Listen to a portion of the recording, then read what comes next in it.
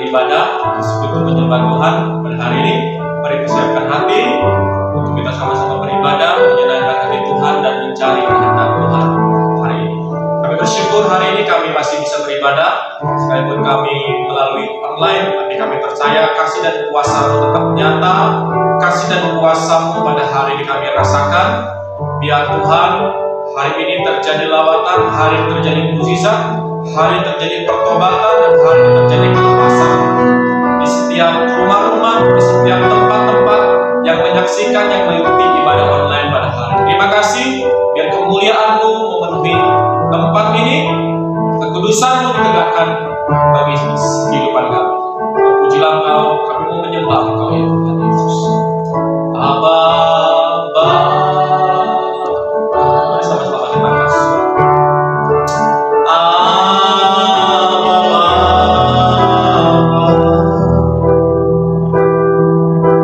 Kau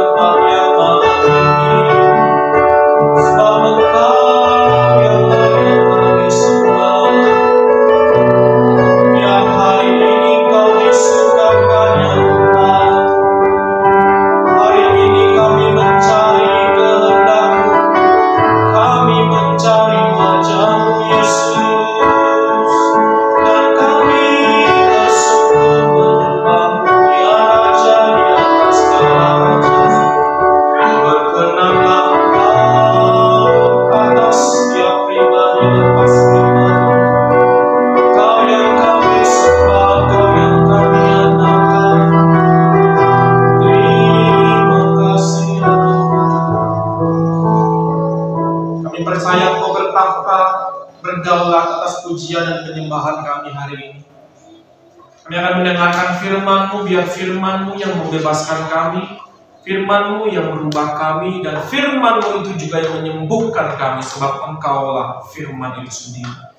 Bicaralah kepada setiap kami pada hari ini, ya Roh Kudus. Kami membuka hati kami membuka pikiran kami, dan hari ini hati dan pikiran kami dicengkram oleh Roh Kudus, sehingga kami mendapatkan sesuatu hal yang berharga yang daripada Engkau, dan hidup kami boleh mengalami Tuhan.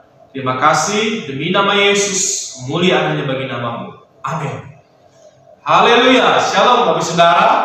Saya percaya saudara pada hari ini diberkati Tuhan. Amin. Ya, kita akan mendengarkan sebagian dari firman Tuhan pada hari ini.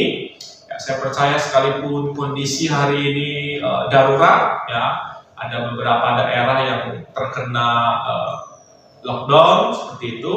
Saya percaya itu tidak mengurangi antusias saudara untuk beribadah kepada Tuhan, tidak mengurangi gairah saudara untuk mendengarkan dan menyembah Tuhan.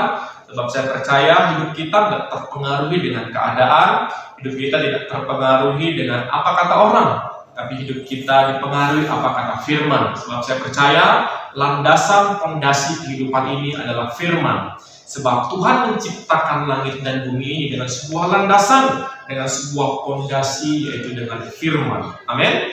Oleh sebab itu saya percaya hari ini Bapak Saudara bergairah, hatinya haus dan lapar untuk mendengarkan firman Tuhan. Katakan amin. Haleluya. Hari ini saya akan membagikan firman Tuhan dengan berjudul Tuhan tak pernah gagal. Amin.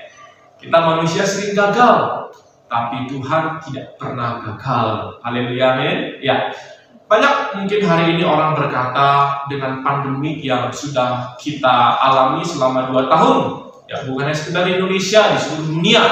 Mungkin beberapa orang berkata, kok Tuhan rasanya gagal? Ya, beberapa gereja, beberapa mungkin agama sudah bersatu untuk berdoa, tapi toh nyatanya pandemi ini nggak kunjung berakhir, justru mungkin makin melonjak. Tapi kita melihat juga keadaan ekonomi, ya, mengalami yang namanya kemerosotan. Mungkin beberapa orang hari ini berkata, Tuhan itu gagal. Di mana Tuhan? Di mana doa-doa orang benar? Di mana doa-doa orang percaya? Bukankah firman Tuhan berkata, doa orang benar bila yakin doakan maka akan besar kuasanya? Tidak banyak orang hari ini menyalahkan Tuhan.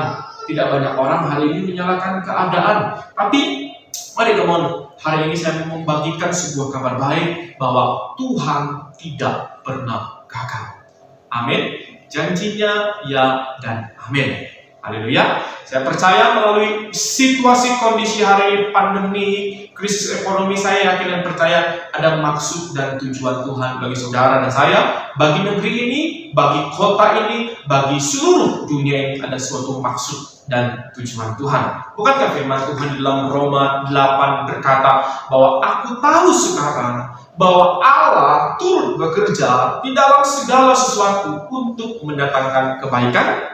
Amin. Seharusnya firman Tuhan itu menjadi sebuah dasar, menjadi sebuah fondasi bahwa aku tahu sekarang, sekalipun COVID-19 semakin melonjak, sekalipun krisis ekonomi, sekalipun banyak PHK di mana-mana, tapi aku tahu sekarang bahwa Allah turut bekerja kepada hidupmu dan kepada hidupku, dan semuanya itu untuk mendatangkan kebaikan. Firman Tuhan juga berkata bahwa rancangan Tuhan bukan rancangan kecelakaan, melainkan rancangan yang penuh dengan pengharapan, rancangan yang penuh dengan damai sejahtera.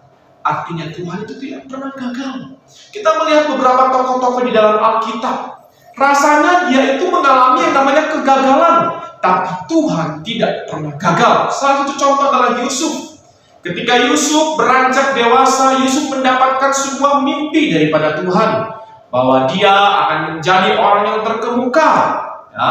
Lalu dia ceritakan kepada ayahnya, lalu ayahnya tidak percaya dengan mimpinya itu. Lalu saudara-saudaranya, singkat cerita, sirik ya, atau iri terhadap mimpi yang diberikan Tuhan kepada Yusuf. Singkat cerita, mereka punya inisiatif, ya, punya siasat buruk untuk Yusuf. Lalu singkat cerita, Yusuf dibuang ke sumur dan saudara-saudaranya menjual Yusuf, ya. Nah, mungkin di sini keadaan Yusuf seolah-olah gagal.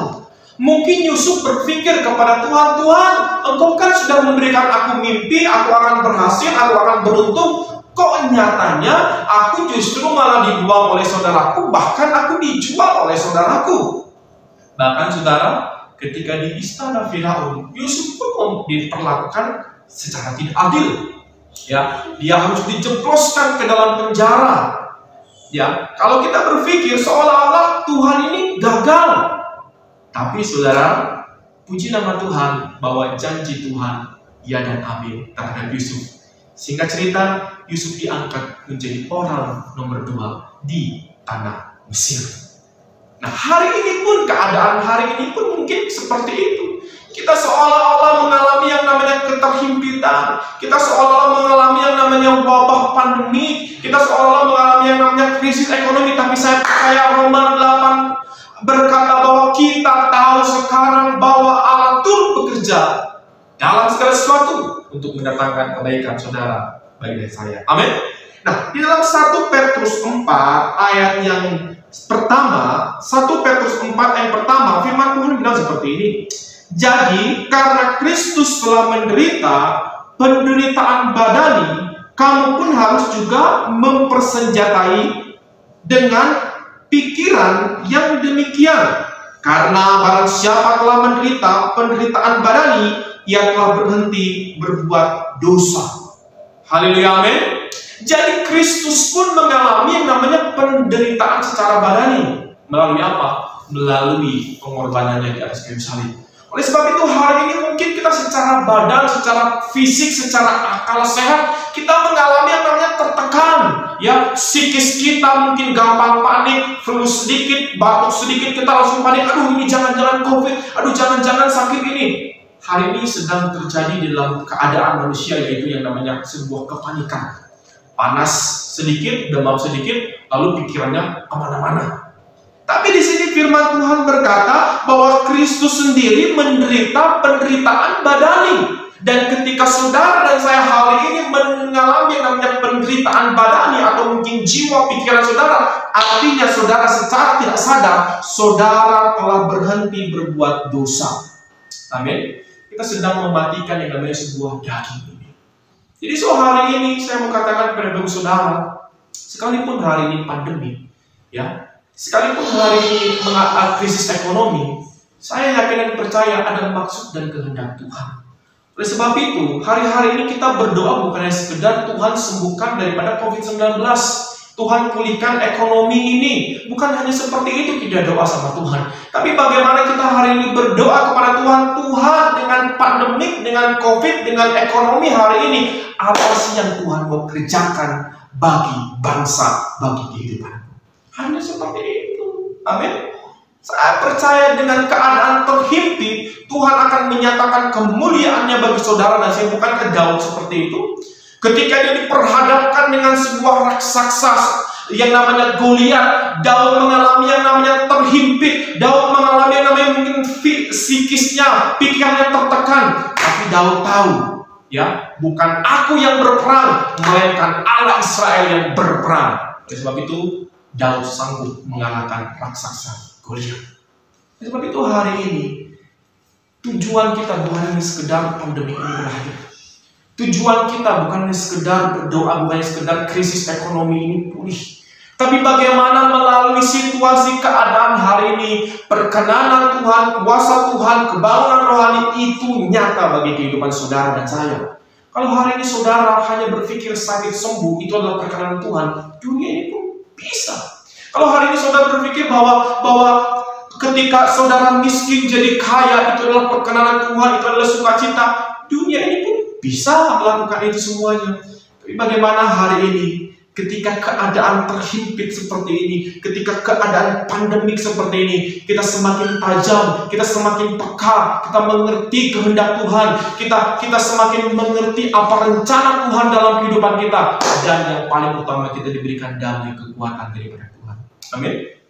Oleh sebab itu kita sedang dilatih latihan badani hari ini. Ya, makanya firman Tuhan di dalam Matius berkata bahwa nanti akhir zaman itu akan muncul yang namanya pembinasa keji, ya, akan muncul yang namanya pemberontak-pemberontak. Nah, kita sedang dilatih untuk menuju kepada hal tersebut, saudaraku yang dikasih dalam Tuhan. Dan sebab itu pandemi ini sebetulnya masih tahap pelatihan untuk kita menuju kepada akhir daripada akhir zaman ini. Haleluya, amin. Tapi yang paling jelas bahwa Tuhan tidak pernah gagal. Oke, kita lihat beberapa hal. Mengapa sih ada orang yang hari ini berpikir bahwa Tuhan itu gagal? Mungkin saudara hari ini sedang mendengarkan khotbah ini, saudara sedang berpikir, Tuhan itu gagal. Tuhan itu nggak peduli sama hidupku, ya. Tuhan itu nggak care, ya. Tuhan nggak menjawab hidupku. Nah, mengapa sih ada orang-orang yang berpikir seperti itu? Yang pertama adalah orang tersebut fokusnya kepada dirinya sendiri. Percayalah Bapak Saudara, ketika fokusmu kepada dirimu sendiri, engkau akan lelah, engkau akan mudah frustasi, engkau akan mudah kecewa, engkau akan mudah yang namanya putus asa. Sebab saudara, kita ini sebagai manusia lemah. Sudah tahu, kita ini hanya diciptakan dari debu dan tanah. Ya, kita lemah. Jadi ketika kita fokus kepada diri kita sendiri, maka akan muncul yang namanya sedih, putus asa, stres, depresi. Oleh sebab itu kita menyalahkan keadaan, kita menyalahkan orang lain, kita menyalahkan mungkin pemimpin rohani kita mungkin menyalahkan Tuhan. Karena kenapa? Kita hanya fokus kepada diri kita sendiri. Tapi saya percaya ketika seseorang itu fokus kepada orang lain, kepada Tuhan, maksud saya, ya, saya percaya dia nggak akan mengalami yang namanya frustasi, stres. Sebab firman Tuhan berkatakan, marilah datang kepadaku, engkau yang letih, engkau yang lelah, dan engkau yang berbeban berat, maka aku akan memberikan kepadamu kelegaan. Amin. Jadi orang yang selalu fokusnya kepada diri sendiri, dia akan selalu merasa tidak puas. Haleluya, amin. Jadi itulah yang pertama. Yang kedua, mengapa ada orang-orang yang berpikir bahwa Tuhan itu gagal, Tuhan itu nggak adil?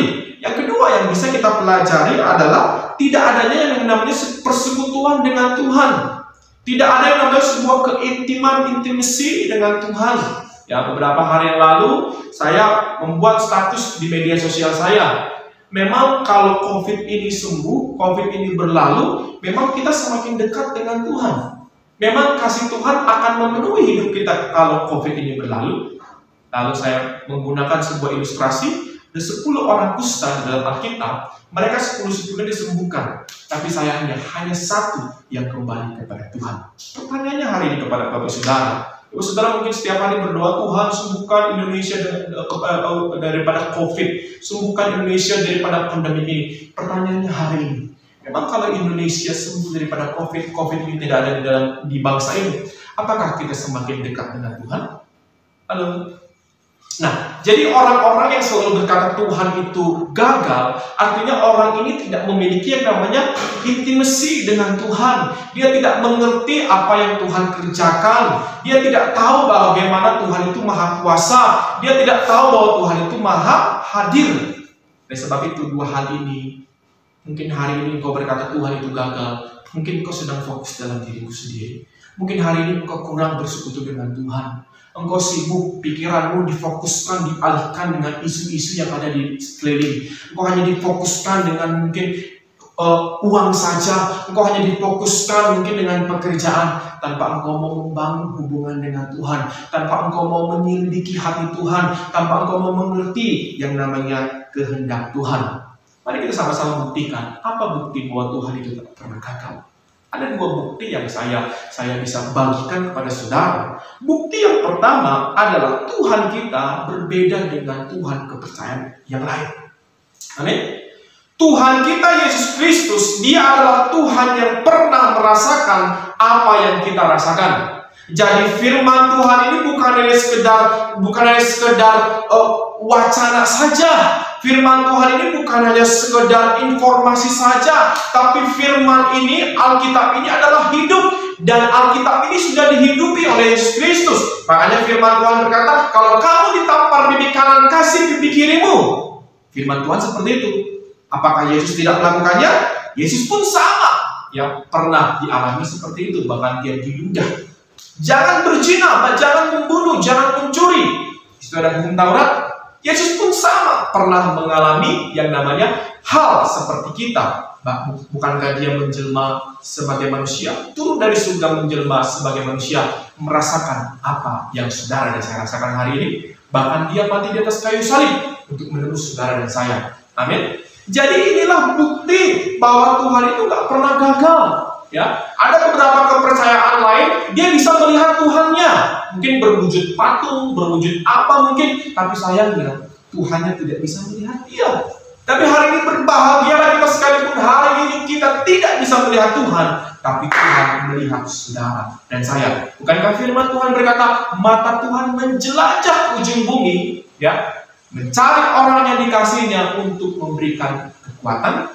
Jadi inilah bukti yang pertama bahwa Tuhan yang saudara dan saya sembah berbeda dengan Tuhan daripada kepercayaan yang lain. Dia bukan hanya sekedar berbicara, jangan mencuri, jangan berzina, balas kalau balas kejahatan dengan kebaikan, dia bukan sekedar berbicara saja, tapi Yesus, Tuhan yang kita sembah, Tuhan yang saudara dan saya sembah, dia pun pernah merasakannya. Amin. Yang kedua, apa bukti bahwa Tuhan itu tidak pernah gagal? Bukti yang kedua adalah Tuhan selalu menggenapi nubuatan dan janji-janjinya. Amin. Dia bernubuat dalam Alkitab itu tergenapi sampai sekarang dan akan datang. Sebab Tuhan adalah Tuhan yang Alfa dan Omega. Janji Tuhan, ya dan amin, dia tidak pernah berdusta. Haleluya. Tapi kok sampai sekarang janji Tuhan itu belum pernah aku alami. Janji Tuhan itu rasanya belum tergenapi dalam hidupku. Saya percaya dengan proses kehidupan yang sekarang kita sedang alami, maka cepat atau lambat hasil janji itu akan tergenapi dan bagi hidup saudara dan saya. Bukankah ketika kita membeli sebuah barang, contohlah barang mobil, ketika kita datang ke salah satu dealer, lalu dealer ini berkata, Pak, kalau Bapak beli mobil ini, maka Bapak akan mendapatkan satu, keunggulan mobil ini, bensinnya akan irit. Satu, spare partnya akan murah. Dua, dia itu pelnya akan halus. Jadi kalau Bapak terkena yang namanya jalan-jalan jelek, dia tidak akan terasa. Tapi saya mau katakan, apakah ketika pemilik, manajer atau marketing dealer ini berkata kepada kita, janji itu tergenapi? Enggak. Kita harus naik mobil itu dulu, baru kita coba memasuki jalan-jalan yang tidak baik, jalan-jalan yang berlobang, barulah di situ kita tahu, oh ternyata apa yang dikatakan marketing atau manajer itu betul. Nah demikian juga dengan janji Tuhan. Hari ini Tuhan berjanji bahwa engkau akan disertai Tuhan sampai pada penghujung zaman. Itu adalah sebuah janji Tuhan. Oleh sebab itu dua poin ini membuktikan bahwa Tuhan yang saudara dan saya sembah adalah Tuhan yang tidak pernah gagal. Dia Tuhan yang berbeda dengan kepercayaan lain. Dia menjelma sebagai manusia untuk menderita seperti saudara dan saya. Ya, haleluya, amin. Dia Tuhan yang maha hadir, dia Tuhan yang maha kuasa, dia Tuhan yang maha adil. Dan bahkan saudara boleh lihat, ya, tokoh-tokoh agama lain tidak ada yang berkata sama seperti Yesus. Yesus berkata bahwa kalau kamu mau kepada Bapa, kamu harus melalui aku, sebab akulah jalan kebenaran dan hidup. Yesus berani memproklamirkan, Yesus berani berkata, akulah jalan kebenaran dan hidup. Amin, haleluya. Oleh sebab itu, pegang janji Tuhan dan percayalah bahwa Tuhan kita tidak pernah gagal. Ayat yang terakhir yang mau saya bagikan adalah Ayub 42 ayat 2. Firman Tuhan berkata, Ayub 42 ayat 2, aku tahu bahwa engkau sanggup melakukan segala sesuatu dan tidak ada rencanamu yang gagal. Di sini Ayub mengalami yang namanya penderitaan. Istrinya nggak ada, anaknya mati, dia harus mengalami kolaps secara ekonomi, semua ternaknya mati, budak-budaknya semuanya dia mengalami yang namanya kehilangan. Bahkan Ayub harus mengalami sakit kusta. Tapi di penghujung kitab Ayub berkata, aku tahu bahwa engkau sanggup melakukan segala sesuatu dan tidak ada rencanamu yang gagal. Amin. Haleluya. So, tetap teguh imanmu, tetap saudara yakin bahwa Tuhan tidak pernah gagal. Jalani proses ini bersama Tuhan, jalani kehidupan ini bersama Tuhan, sebab bersama Yesus kita akan melakukan perkara-perkara besar. Kami bersyukur dengan firman-Mu pada hari ini yang terus menguatkan kami bahwasanya Tuhan tidak pernah gagal.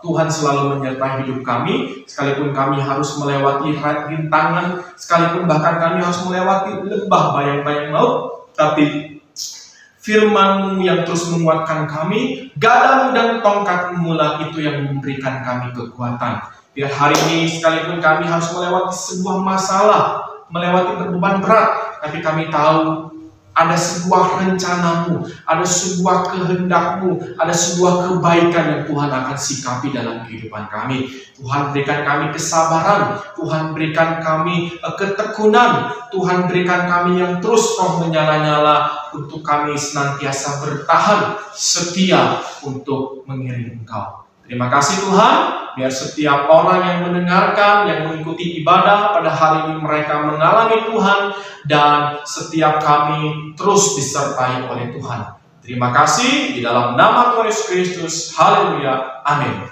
Selamat hari Minggu. Tuhan Yesus memberkati. Haleluya.